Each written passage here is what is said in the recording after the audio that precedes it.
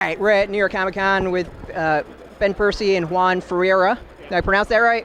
No, but it's No, damn it. No one gets it. So. I asked Clark and then I practiced and of course I got it wrong. It's okay, Ferreyra's okay. It's the English version, but the real one is Ferreyra. Ferreyra. So Okay. no one will be able to. I feel like I'm horrible at you that. gotta be fair and mispronounce my name. Ben Percy. We can go with that. All right, so Bean, we're talking Green Arrow. To be version. So for first question, really simple, just for both of you, like who is Green Arrow to you? Bruce Wayne. Oh no. No, wait, no. Sorry. Green Arrow is a social justice warrior. Alright. He is a leftist superhero. When we started off the Rebirth event, sat down with Jeff Johns, talked about what made the character great, unique. That's one of the things that went right up on the board, the whiteboard on the wall, was that this is a character who's more politically, culturally relevant than any other. Yeah, actually, in Rebirth, I think that now he's growing to be Green Arrow. Like he's learning a lot of stuff and making a lot of mistakes, and he's he started to be Green Arrow. Right now, he's evolving every issue. He's learning new things and finding new things and evolving a lot. He's different from the new 52. That's an important part of the character is that he doesn't have everything figured out. Yeah. He's got this cavalier attitude, and he screws up a lot. He's got a loud mouth. And Black Canary is there, in part because she teaches him to be a better man. Yeah, that was actually going to be my next question. It was like the big thing with Black Mary. One of that, she's actually drawn a lot differently than a lot of the other women in comics in that she seems very muscular and built and actually athletic, which I think is huge. It's like it's small detail, but it's so important. Like she feels like she can kick my butt. And then she's in there like clearly to kind of be his to rein him in a little bit, it kind of feels like.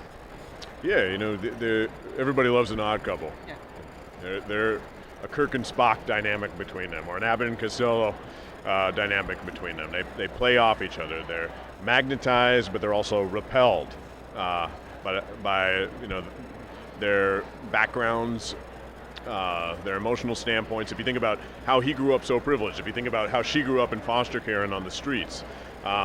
He seems to be an idealist. She seems to be more of a realist. She's a little more hardened. Yeah. She's got a lot of scar tissue around her heart, and he wears his heart on his sleeve. Yep.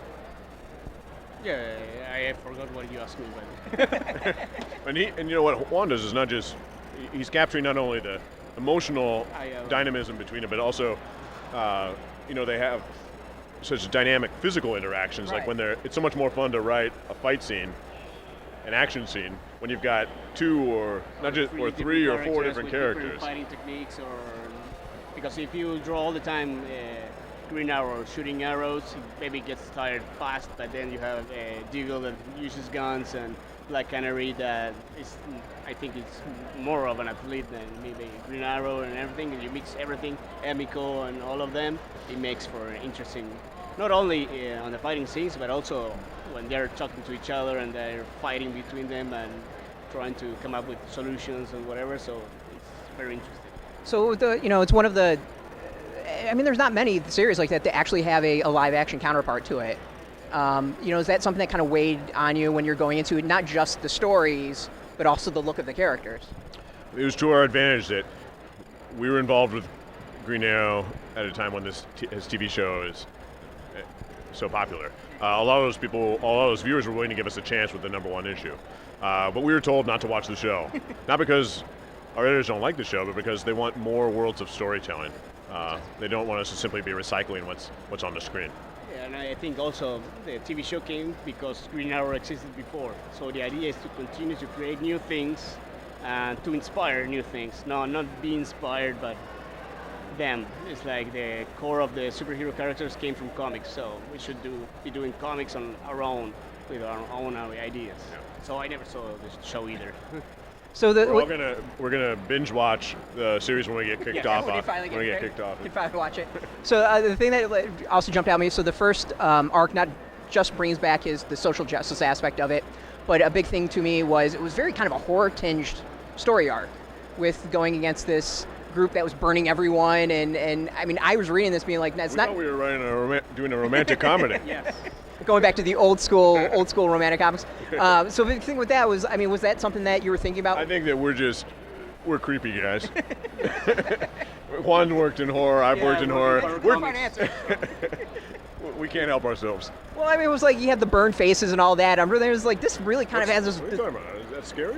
No, I wouldn't say it was just kind of this horror aspect, a little bit.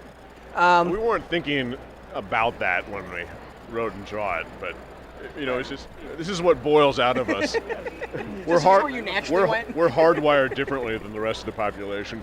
Yeah, I remember they even told me. No, it wasn't that. Sorry, it was in Suicide Squad that they told me to draw less blood and stuff like that. So. But our characters are always smiling.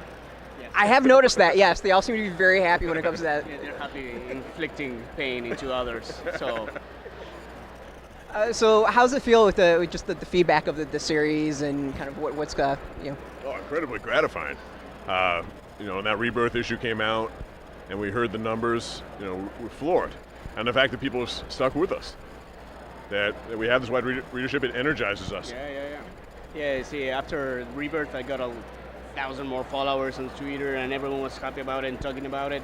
So it made me want to draw more, and the good feedback is amazing. It makes you going back to the board and make the readers happy. And drawing it makes me happy because it's super fun. So cool. I appreciate talking to you guys.